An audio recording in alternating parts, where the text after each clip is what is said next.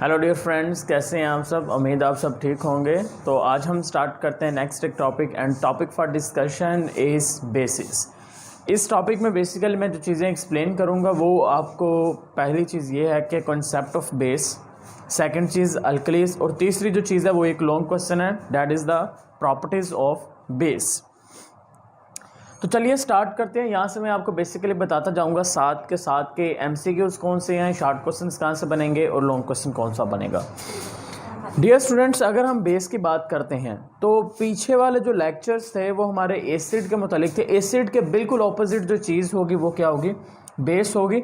अब वो बेसिस जो पानी के अंदर सॉल्युबल होंगे, जो एक्वस सोल्यूशन में सॉल्युबल होती हैं, उन बेसिस को क्या नाम देंगे, these bases are known as alkalis. उनको हम अल्कलीज का नाम दे देंगे, यानी कि water soluble bases are known as alkalis. अब जो लफ्ज़ अल्कलीज है ना, ये निकला है एक अरेबिक वर्ड से निकला है, कली से निकला है। अल्कलीज एक अरेबिक लफ्ज़ कली से निकला है और कली का मतलब होता है फ्रॉम एशिज, यानी कि राख। कली का मतलब क्या है, फ्रॉम एशिज यानी कि राख। इसका मतलब क्या बनता है, इसका मतलब ये बनता है कि जितनी भी अल्कलीज होती हैं वो सारी की सारी अल्कलीज हमें एशिज से मिलेगी। किस चीज़ की एशिज से मिलेगी, किस चीज़ की राख से मिलेंगी, वो हमें एशिज से मिलेंगी, प्लांट्स की। यानी कि जो अल्कलीज होंगी, अल्कलीज आपको कहाँ से मिलने वाली है, अल्कलीज आपको मिलेंगी प्लांट्स की एशिड से मिलेंगी। और अल्कली वो कंपाउंड्स होंगे जो वाटर के अंदर क्या होंगे, सॉल्युबल होंगे। अब आते हैं हम इसके डेफिनेशन की तरफ। डेफिनेशन में डेफिनेशन को कंपेयर कर लें तो ज़्यादा बेहतर रहेगा। उसकी रीज़न ये है कि एसिड जब मैं आपको करवा रहा था तो मैंने आपको कहा था एसिड ऐसे कंपाउंड्स होते हैं जो एक्वस सोल्यूशन के अंदर हाइड्रोजन आयंस को रिलीज़ कर देते हैं। लेकिन उसके बरक्स अगर मैं बेस की बात करता हूं तो जो बेस होंगे वो ऐसे कंपाउंड होंगे जो एक्वस सोल्यूशन में कौन सी आयन दे रहे हैं, हाइड्रोक्सल आयन दे रहे हैं। तो थोड़ा सा फर्क है, वहां पर हाइड्रोजन आयन है, यहाँ पर हाइड्रोक्सल आयन, यानी कि compounds that gives the hydroxyl ions in aqueous solution is known as a base. और ये बेसिकली आपका एक शॉर्ट क्वेश्चन है और साथ में आपने एग्जांपल्स करनी है। एग्जांपल्स में देखें सोडियम हाइड्रोक्साइड। अब ये एक बेस क्यों है, बेस की जो निशानी होती है वो ये होती है कि आपको उसके फार्मूला के अंदर OH लास्ट में दिखाई देगा। यहाँ पर सोडियम हाइड्रोक्साइड में OH नज़र आ रहा है ना, इसी वजह से हम कहेंगे ये क्या है, एक बेस है। बिकॉज जैसे ही आप सोडियम हाइड्रोक्साइड को वाटर के अंदर डिसोल्व करोगे ना, ये सोडियम हाइड्रोक्साइड हाइड्रोक्सलाइन वाटर में रिलीज कर देगा। इसी वजह से हम ये क्या कहेंगे, इट इज़ अ बेस। इसी तरह से पोटाशियम हाइड्रोक्साइड क्या करेगा, ये वाटर के अंदर हाइड्रोक्सलाइन दे देगा, calcium hydroxide and magnesium hydroxide. तो what is the base, base वो चीज़ें हैं जो एक्वस सोल्यूशन पानी के अंदर हाइड्रोक्सलाइन देंगे। अल्कलीज क्या है, वो बेसिस जो पानी के अंदर सॉल्युबल हो जाएंगे, वो आपके पास अल्कलीज होंगी। अल्कलीज हासिल कहाँ से होती हैं, वो राख से हासिल होंगी। किस चीज़ की राख से हासिल होंगी, वो प्लांट्स की जो राख होगी वहाँ से हासिल होंगी। अब हम स्टार्ट करते हैं एक long question and the long question is properties of the basis, यानी कि बेसिस की हमने प्रॉपर्टीज देखनी है।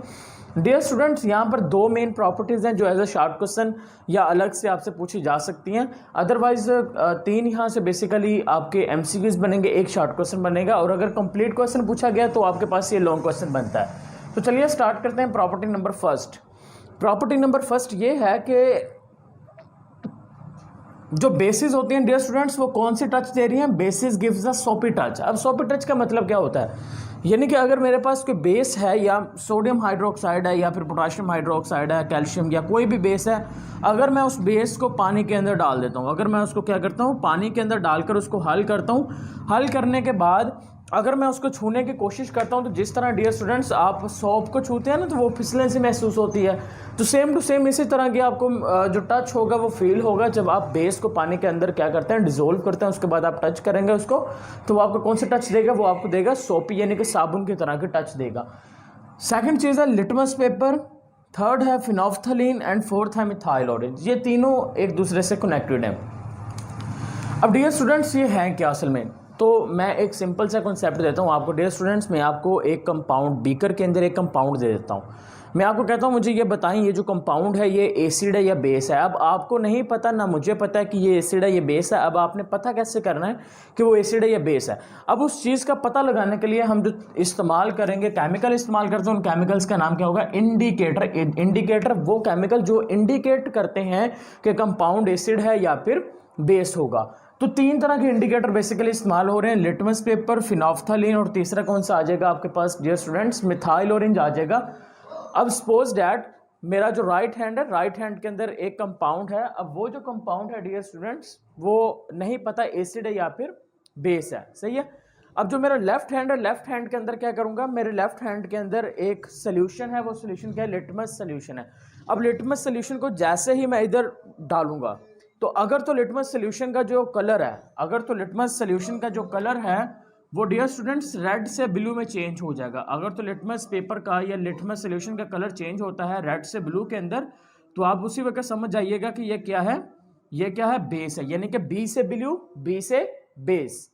तो मैं आपको ये कहना चाहूंगा कि अगर उसका कलर जो है वो ब्लू हो जाता है तो आप क्या कहेंगे, उसका जो वो जो सोल्यूशन है, जो आपको कंपाउंड दिया गया वो क्या होगा, बेस। यानी कि अगेन सुन ले, बेकर के अंदर आपने क्या किया, वो डाला जैसे ही आपने वो लिटमस सोल्यूशन डाला तो लिटमस सोल्यूशन का अगर जो कलर है वो रेड से ब्लू में चेंज हो गया तो आपने फौरन समझ जाना है कि वो क्या है, जो कंपाउंड मैंने आपको दिया था वो क्या होगा, बेस होगा। इसी तरह से अगर हम फिनोफ्थलीन को, अगर आप फिनोफ्थलीन को किसी बेस के अंदर डालते हैं तो जो फिनोफ्थलीन होगा डियर स्टूडेंट, उसका जो कलर होता है वो पिंक हो जाएगा। इसका कलर कौन सा हो जाएगा, पिंक हो जाएगा। लिटमस सोल्यूशन का जो कलर था वो क्या हो गया था, डैट इज वो टर्न हो गया था, ब्लू हो गया था। तो ये आपके एमसीक्यूज हैं बेसिकली, यानी कि लिटमस सोल्यूशन को बेस में डालेंगे तो वो कलर कौन सा देगी, ब्लू देगी। फिनोफ्थलीन को डालेंगे तो वो कौन सा कलर देगी, वो पिंक कलर देगी, गुलाबी कलर में चेंज हो जाएगा। और मिथाइल ऑरेंज को डालोगे तो ये कौन सा कलर दे देगा डियर स्टूडेंट्स, ये आपको येलो कलर में अपेयर हो जाएगा। अगर ये तीन कलर आ जाते हैं, इन तीनों चीज़ों को उस कंपाउंड में डालने से, तो आप फौरन समझ जाएंगे जो कंपाउंड आपको असाइन किया गया, प्रोवाइड किया गया, वो क्या है, बेस है। अब आगे आपकी प्रॉपर्टी नंबर 5, अब आगे ये है गुड कंडक्टर। इसका मतलब क्या है, इसका मतलब ये है कि अगर मेरे पास जो बेस है सोडियम हाइड्रोक्साइड पोटाशियम, अगर मैं इसको वाटर के अंदर ऐड करता हूं, वाटर का मतलब ही होता है एक्वस, वाटर का मतलब क्या होता है, एक्वस। अगर मैं सोडियम हाइड्रोक्साइड या किसी और बेस को वाटर के अंदर ऐड करता हूं तो वाटर के अंदर ऐड करने के बाद डियर स्टूडेंट्स वो जो चीज़ मेरे पास बन जाएगी ना, उसमें से करंट पास हो जाएगा।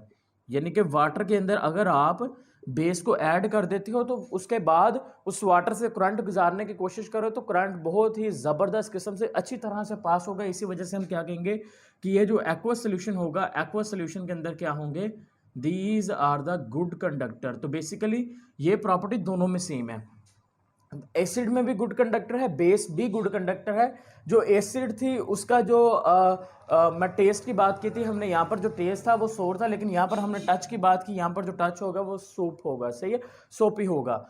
अब दो मेन आ गए आपके शॉर्ट क्वेश्चंस, पहला है रिएक्शन विद एसिड, ये तीनों आ गए आपके एमसीक्यूज 1, 2 एंड 3, ये एमसीक्यूज है।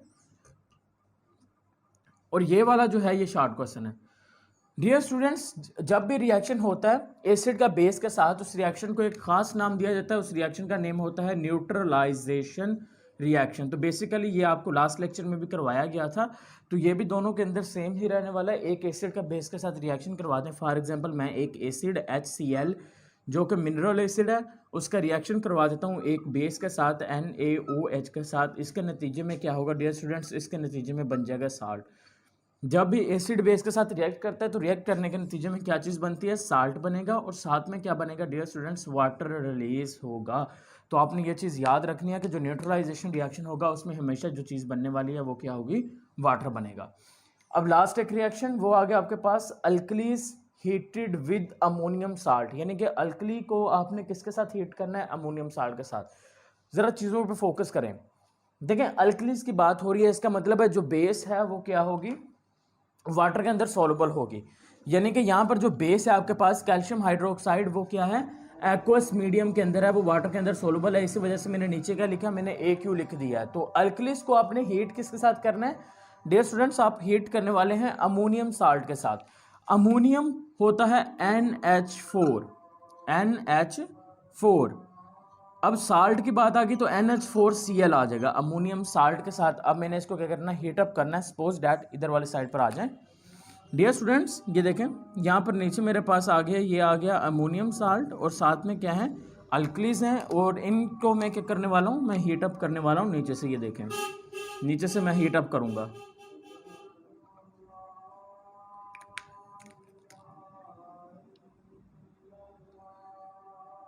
जब हम इसको हीटअप करेंगे उसके नतीजे में क्या होने वाला है, रिएक्शन ज़रा देखें, ये आपके पास आ गया डियर स्टूडेंट अल्कली, और ये आ गया अमोनियम साल्ट NH4Cl। इस रिएक्शन के नतीजे में क्या होगा, ये जो कैल्शियम है ये इस क्लोरीन के साथ मिलकर बना देगा CaCl2 बना देगा। साथ में यहाँ पर एक गैस रिलीज होगी, वो जो गैस होगी वो होगी अमोनिया की गैस रिलीज हो जाएगी, और साथ में डियर स्टूडेंट्स यहाँ पर वाटर रिलीज होगा। तो इस रिएक्शन के दौरान बेसिकली कौन सी गैस रिलीज हो रही है, यहाँ पर एक गैस रिलीज हो रही है, और वो गैस कौन सी है, अमोनिया की गैस। अगर आपको कहता है कि क्या इस रिएक्शन के दौरान वाकई में अमोनिया की गैस रिलीज होती है, ये नहीं होती, इस बात का एविडेंस कोई है, तो बिल्कुल डियर स्टूडेंट्स इस बात का एविडेंस है, और वो जो एविडेंस है वो आपको ये अपरेटस एविडेंस प्रोवाइड कर सकता है। इस अपरेटस को ज़रा गौर से देखें तो इस अपरेटस में आपको बाकायदा एक स्ट्रैंड दिखाई दे रहा है, स्ट्रैंड के साथ यहाँ पर आपको एक टेस्ट ट्यूब दिखाई दे रही है, टेस्ट ट्यूब के साथ नीचे बर्नर दिखाई दे रहा है जो हीट अप करने के लिए बर्नर। उसके ऊपर वाली साइड पर देखें तो आपको क्या दिखाई देगी, डिलीवरी ट्यूब दिखाई दे रही है, और यहाँ पर गैस चैम्बर दिखाई दे रहा है। अब हुआ क्या कि मैंने क्या किया डियर स्टूडेंट्स, जो आपके पास कैल्शियम हाइड्रोक्साइड था उसको लिया, और साथ में मैंने अमोनियम के साल्ट को लिया NH4Cl, इसको टेस्ट ट्यूब में डालकर उसको बर्न करना, यानी कि बर्नर की मदद से उसको हीट करना स्टार्ट किया। जैसे ही मैंने उसको गर्म करना स्टार्ट किया तो क्या हुआ, यहाँ से एक गैस रिलीज हुई, और वो जो गैस है वो डिलीवरी ट्यूब के ज़रिए से इधर आकर जमा होना स्टार्ट हो गया, चैम्बर के अंदर क्या हो गई, जमा होना स्टार्ट होगी। अब ये जो अमोनिया है ना, अमोनिया के गैस का अंदाज़ा हमें उसी वक्त हो जाता है, बिकॉज जो अमोनिया की गैस होती है ना NH3, ये बहुत ज़्यादा पंगेंट स्मेल होती है, इसकी जो बू होती है वो तेज़ होती है।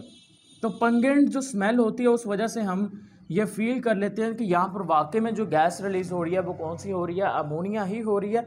देखें अगर आप फोकस करें तो अगर डियर स्टूडेंट यहाँ पर अमोनिया रिलीज ना होता तो जो स्मेल है वो पंगेंट नहीं होती, वो इतनी तेज़ इतनी ज़्यादा चुभने वाली नहीं होती। लेकिन यहाँ पर क्या हुआ, रिएक्शन के नतीजे में जो गैस निकल रही है, जो स्मेल है वो बहुत ही तेज़ और चुभने वाली है। इसका मतलब है ये हुआ कि यहाँ पर जो गैस रिलीज हो रही है वो वाकई में अमोनिया की हो रही है, और अमोनिया की आ कहाँ से रही है, वो आ रही है उन केमिकल से, उन कंपाउंड से आ रही है जो आपने क्या किए हैं, जिसको आपने टेस्ट ट्यूब में डालकर उसको हीट अप किया। तो that is the basic properties and the main properties of the base।